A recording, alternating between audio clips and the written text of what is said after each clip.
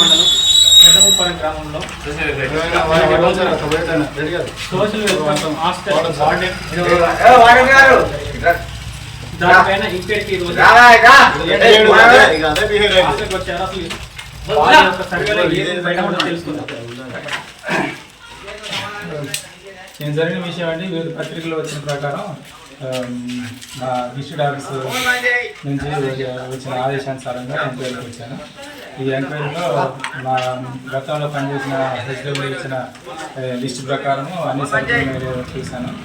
నేను తీసుకుపోయిన వస్తువులన్నీ తిరిగి తీసుకొచ్చాను. అవన్నీ అందుబాటులో ఉన్నాయండి. ప్రజెంట్ ఇదే విషయాన్ని తెలియజేస్తాను. అయితే ఇప్పుడు మీరే పర్మిషన్ ఇచ్చారని చెప్పేసి వార్డెన్ అంటున్నారు.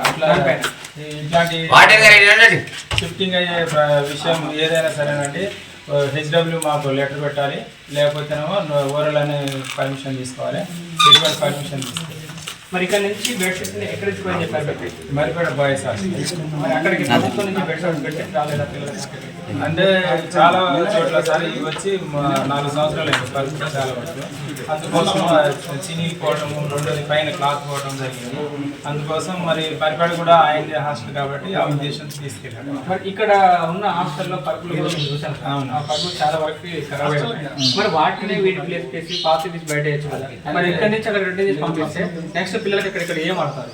అయితే ఇక్కడ వాడే పరుపులు చాలా వరకు మంచిగానే ఉన్నాయండి. ఇవి స్టోర్ రూమ్ లో నిల్వ ఉన్న పరుపులు అప్పుడు 100 పరుపులు దాకా వచ్చాయి గతంలో. ఆ పరుపులలో కొత్త పరుపులు మాత్రమే తీసుకోండి. పిల్లలు ఎవరైనా సరే పాత పరుపు మీద పండుకోమంటే పడుకోవచ్చు. అందుకోసం ఇక్కడ నుంచి కొత్త అదైతే కరెక్ట్ కాదు. మరి ఇలాంటి తప్పుదో చేసిన అధికారి పైన ఎలాంటి చర్యలు తీసుకోబోతున్నారు వార్డెన్ పైన?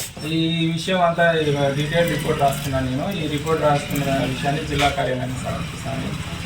జిల్లా షెడ్యూల్ కులాల శాఖ అధికారి ఆయన తీసుకున్నాను. ఇప్పుడు కొన్నిసార్లు వచ్చేసి మనం మరి గిన్నెలకు ఏం ప్రారంభించవచ్చు? అదైతే ఏదైనా సరేనండి, ఒక వస్తువు హాస్టల్ నుంచి ఇంకో హాస్టల్కి షిఫ్ట్ చేయాలంటే ఓరల్ ఇన్స్ట్రక్షన్ అన్న పర్మిషన్ అన్న ఉండాలి. కానీ ఇక్కడ కొంతమంది మాకు వస్తున్న అనుమానాలు ఏంటంటే జనాల ప్రజలలో ఈయన స్వయంగా తీసుకోవడానికి అవకాశం ఉండదు, పై స్థాయి అధికారుల యొక్క ప్రోత్సాహం ఉంటేనే ఈ వార్డెన్ బయటకు తీసుకుని ధైర్యం చేసిందని చెప్పేసి మాట్లాడుతున్నారు సార్. దీనిపైన తీసుకున్నాం. మేమైతే ఎటువంటి పర్మిషన్ ఉండదండి మ్యాక్సిమం. ఎందుకంటే ఈ ముఖ్యంగా పెదముప్పారానికి సరుకులు తీసుకురావడమే చాలా కష్టం. ట్రాన్స్పోర్ట్ ఎక్కువ అవుతుంది. ఈ నుంచి మళ్ళీ తీసుకపోతే ట్రాన్స్పోర్ట్ ఎంత అవుతుంది? ఎక్కువ అవుతుంది కదా. అందుకోసం అట్లా పర్మిషన్ ఇవ్వలేదు. రెండోది మా యొక్క ప్రమేయం ఏముండదండి. మేము ఇట్లా ప్రతి దాంట్లో ఇన్వాల్వ్ కాలేము కదా. మేము మామూలుగా జాబు చాలా స్మూత్ గోయింగ్ నిర్వహించాలి. హాస్టల్ పిల్లల విషయంలో ప్రతిదీ వాళ్ళకి అందజేసేటట్లు చూడాలి. నెక్స్ట్ పిల్లల యొక్క బాగోగుల కోసం మేము ఆలోచన చేస్తాం. కాబట్టి ఇట్లాంటి పనులు మేము చేయము. ఇది పెదముప్పారం కాబట్టి పెదముప్పారం అండి. అక్కడ ఏమైనా ప్రాబ్లం వస్తే ఎక్కడ ప్రాబ్లం వస్తే అక్కడ ఎంక్వైరీ చేస్తాం. ఇక్కడ ఈ హాస్టల్ ఎంత పిల్లలు ఉన్నారు? 68 మెంబర్స్ అండి. 10 మంది పిల్లలు 10th క్లాస్ ఎగ్జామ్స్ రాసి వెళ్ళిపోయారు. ఉన్నారండి.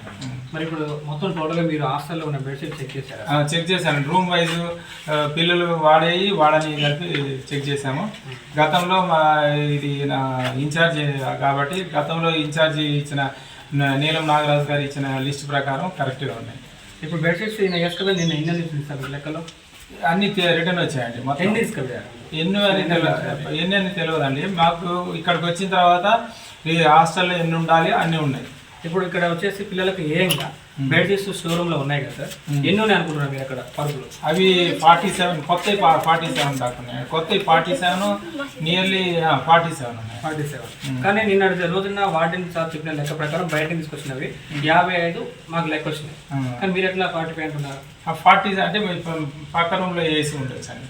లేదు సార్, పక్క రూమ్ లో మొత్తం మీరు చూడాలి కదా. మీరు ప్రతి రూమ్ అదే చూద్దాం అనటానికి మీరు వాయిస్ అడిగారు. ఇప్పుడు మీరు మాకు పొద్దుగాల వచ్చారు కదా సార్? అదే పొద్దునే వచ్చాను. ఏనండి మీకు అవ్వలేదా?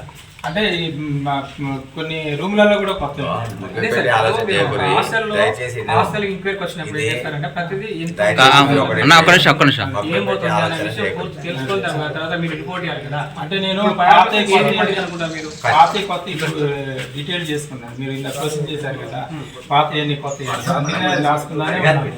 ఓకే సార్, ఇప్పుడు ఇక్కడ చేసిన వార్డెన్ పైన తప్పకుండా తీసుకోబోతున్నా ఉంటుందండి. ఎన్ని రోజుల్లో బయటకు వస్తుంది ఇలాంటి? నేను ఈరోజు సాయంత్రం రిపోర్ట్ సబ్మిట్ చేశాను డిస్ట్రిక్ట్ ఆఫీస్లో. డిస్ట్రిక్ట్ ఆఫీసర్లు కలెక్టర్ పెట్టుకోవాలన్నట్టు ఫైల్. Okay sir. పెదవుపారం ఆస్తులు జరిగిన నియోజకంలో వార్డెన్ పైన చర్యలు తీసుకుంటామని చెప్పేసి పై అధికారి చెప్పడం జరుగుతుంది. మరి వేచి చూద్దాం, ఆ అధికారి పైన చర్యలు తీసుకుంటారా లేకపోతే తప్పుపై ప్రయత్నం చేస్తారా?